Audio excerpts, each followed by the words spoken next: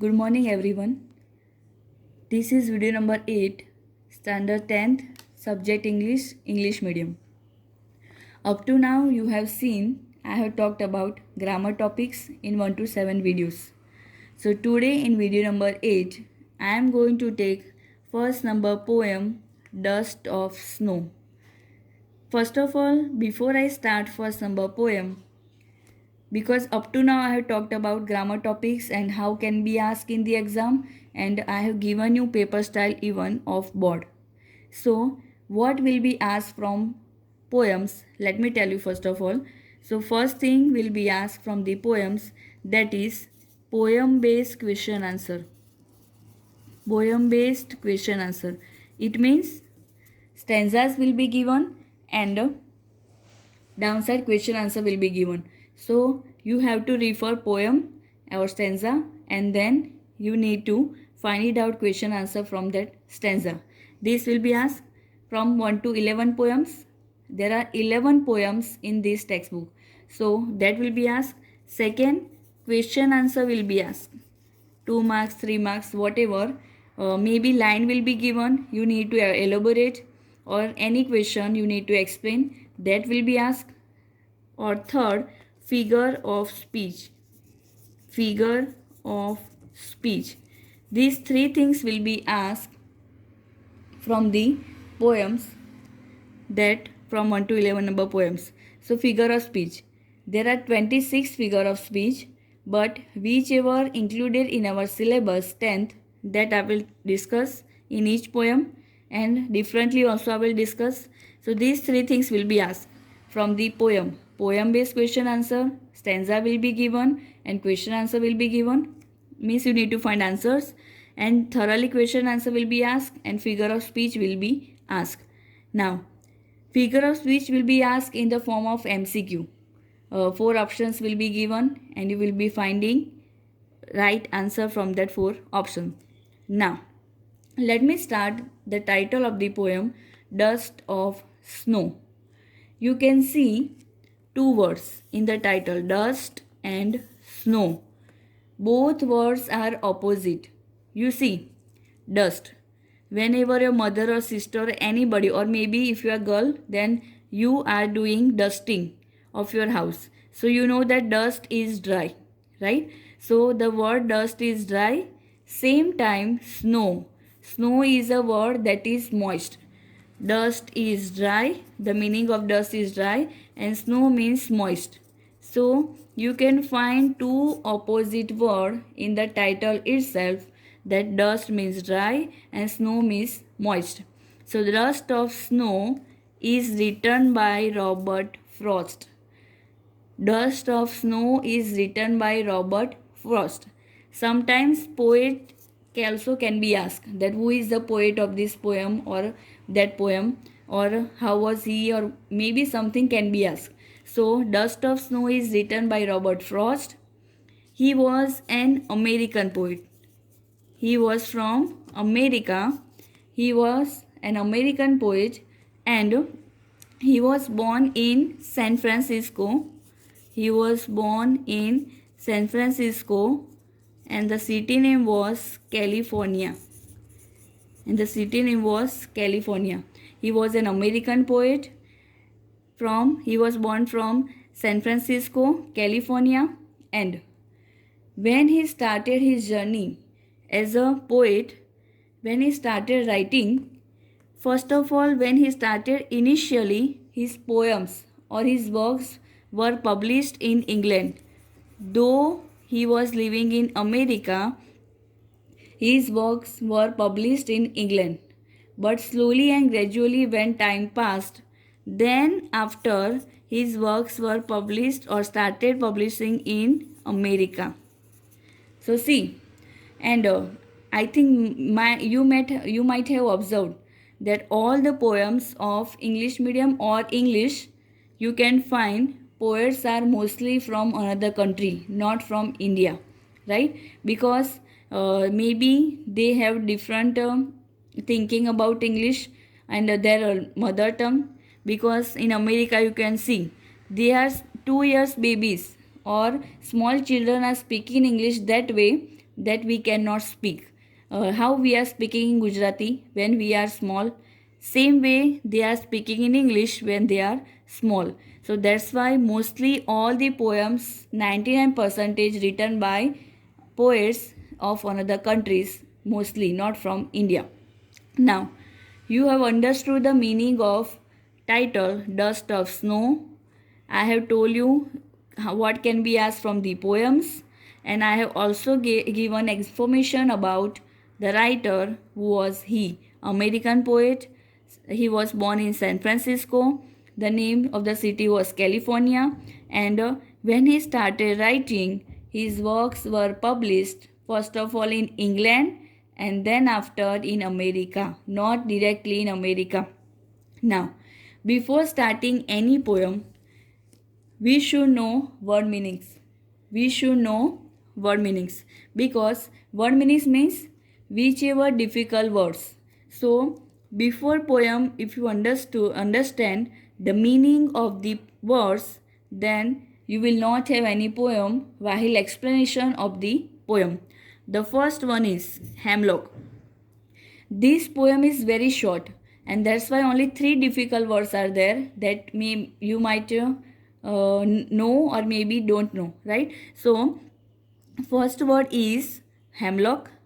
Hemlock means a poisonous plant with small white flowers. Maybe plant or maybe tree.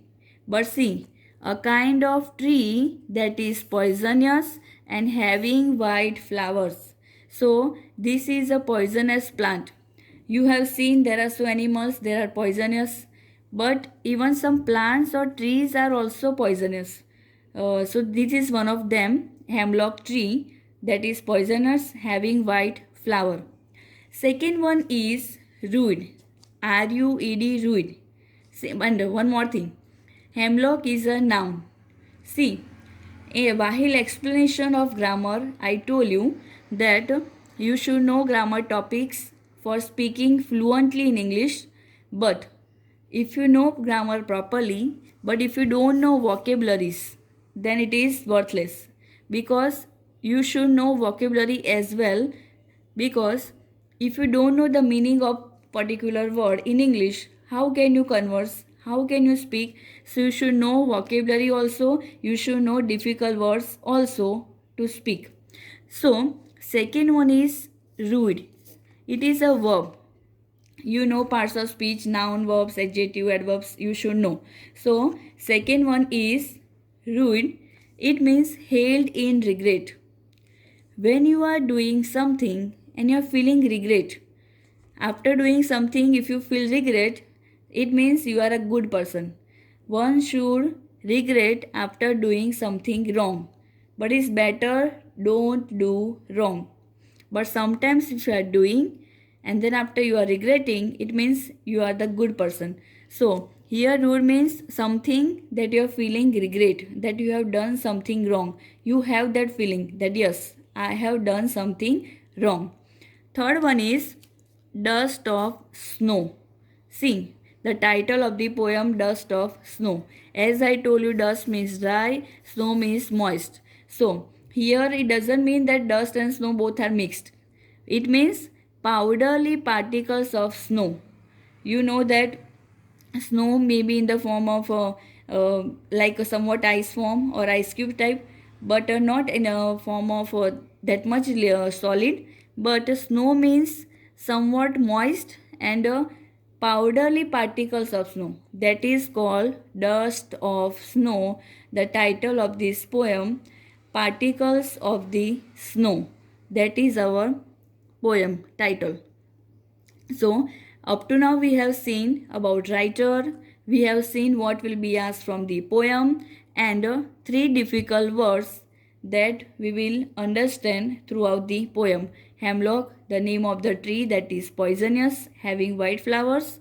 Rude means something you are feeling regret after doing something. And third, the title itself, Dust of Snow, means you have powdery particles of snow. Now, let's understand the poem. Okay, so let's start the poem Dust of Snow.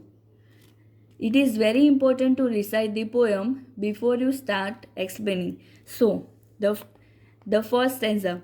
Only two stanzas are there in this poem. As I told you, very short and very simple.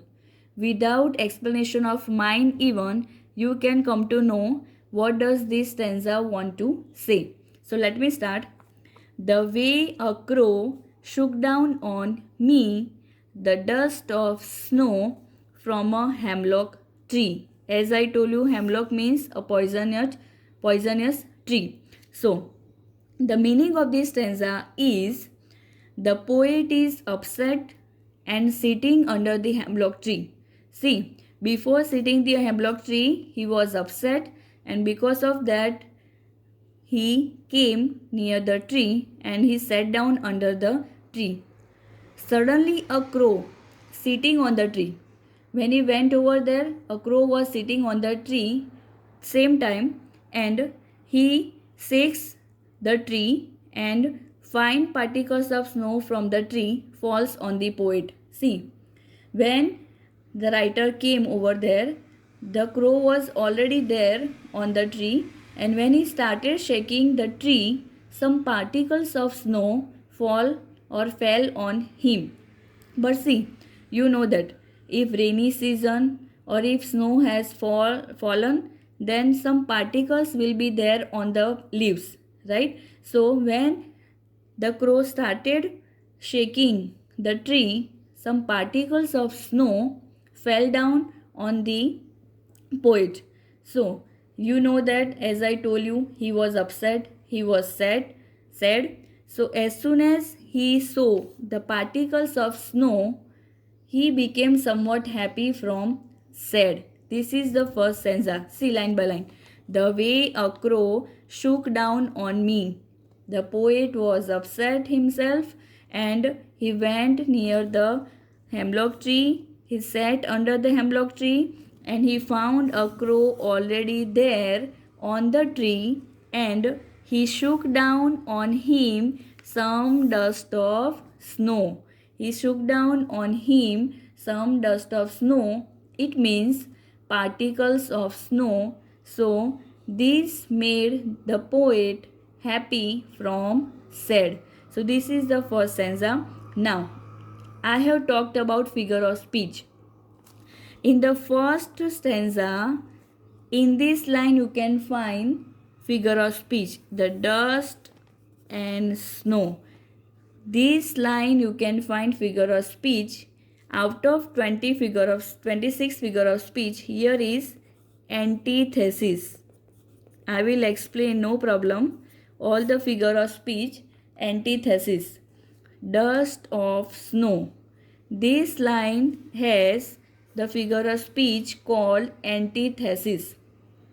Antithesis means when any line will have opposite meaning or opposite word in that line. For example, as I told you, dust means dry, snow means moist. So we have two opposite word in this particular line.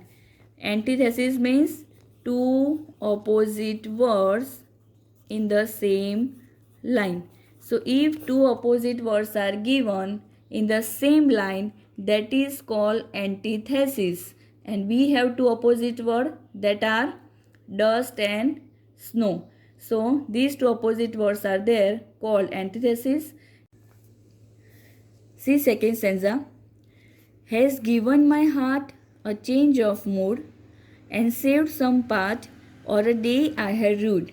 See, in this second stanza, what the poet wants to say, that the soft and cold touch of snow changes poet's mood.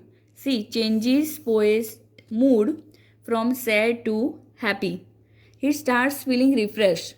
See, suddenly when you are sad and something happens, that you are feeling happy from sadness. So you will forget that why I was sad, you will not remember, because your mood is changed from sad to happy. And he starts feeling very refreshed in that way that he saved the rest of the day of poet from being wasted. See, here there is a positive attitude. If you feel that today I am sad, my whole day will be wasted. But if you think that whatever happened to me, that I was sad for that, let it be, that part has gone. But now, whichever part is left, let me be happy for that. Let me change my mood. Let me do something that I like. If you like painting, do that. Watch TV, listen to music. Means whichever activity you like the most, traveling or whatever you like. So, if you do that, you can change your mood. So, here see, has given my heart a change of mood. You can see one more thing, there are two types of happiness, inner happiness and outside happiness. If you are saying I have so many cars, bungalows and so many things, it doesn't mean you are happy from inside. One should have happiness from inside, right? So everybody should have inner happiness. If you are not happy from inside, then you cannot be called happiest person, right? So something you will do that make your heart happy. See, I told you that if you are happy from mind, it means for short time, but if you are happy from heart, it means you are happy for long time, right? So something you should do that you can make your mind happy, or as well as you can make your heart even happy for longer time. A change of mood, you can change your heart from sad to happy and save some part or a day I had ruined. See, I ruined, I talked about. You should not regret, right? So, whichever gone, you should not regret for that. You should think that whichever left, let me enjoy. So that part should not be wasted. Whichever gone, if I'll feel regret for that, then another part also will be just gone. It's better that is gone, let it be. Whichever left, let me live properly. Now, this was about second stanza. In the first stanza, I talked about he went under the hemlock tree, the crow shook on him snow particles, and in the second stanza, I talked about how he changed his mood, means how Crow has changed his mood from sad to happy, and he saved the part of the day. Now, see, second stanza, let me tell you, figure of speech, has given my heart. Has given my heart. This is alliteration. This figure of speech is alliteration. See, alliteration, it means you know that there are 5 vowels in English: A, E, I, O, U. These are 5 vowels, right? So, except these 5 vowels, the rest of are consonants. So, more than 2 times or 2 times any consonant letter is repeated, it means there is a figure of speech alliteration. Here see, H, H. These two letters, it means one letter, 2 times repeated, H, H, in the same line, right? So that is called alliteration. See, if you find any consonant letter or sound 2 times or more than 2 times in the same line, that is called alliteration. Now, we have one more example of alliteration in this second stanza, that is, and saved some part. See, here also the figure of speech alliteration. Here see, which word or which consonant letter is repeated? S. See, these two, or means this S is repeated twice in this line and saved some part. Means S is also consonant, H is also consonant, right? So this is alliteration. I hope today I have talked about two figure of speech you have understood. First one is antithesis, having two opposite word in the same line, and alliteration means having any consonant letter twice or more than twice, that is called alliteration. And This poem is very easy and very simple about the poet that he has made himself from sad to happy. Though crow shook particles on him, but it was in his hand that should I change my mood or not, right? So let me talk about now the message of the poem. See, in every poem, or whether it's chapter, poetry, or poem, you can find that there will be message of the poem. Here, see, let me talk about irony of this poem. Black crow, black crow. This is irony. Generally, have you seen that whenever people are talking about crow, they are saying that death or fear. Generally, crow is a symbol of death or fear because black color. And this is the irony of this poem. But here in this poem, crow makes the poet happy. But what is the irony of black crow? Whenever you see black crow near your home, some people are saying that if crow will speak, then guest will come, or some are saying that one is going to die. So these are superstitions because any animals or any human beings cannot be like that. So here black crow, though irony, makes the poet happy from sad, though it is a symbol of death and fear. Now one more thing, see, if crow does not shake the particles on him, then how can he be happy, right? So the message of the poem is, it is in your hand how to be happy. Don't depend on anyone, then one will make me happy or one will give me anything, then I can be happy, right? Let me give you live example of your exam. If you are getting less marks, if you are getting less marks, then don't be sad. It means you should have positive attitude. You should have positive attitude because it is said that practice makes the man perfect, right? So but one of my college professor was saying practice makes not only man, even woman perfect, right? Just joking. So if you practice again and again, definitely you will achieve, you will not lose anything. You have seen the movie Three Idiots. Most of you have seen that movie, right? Three Idiots.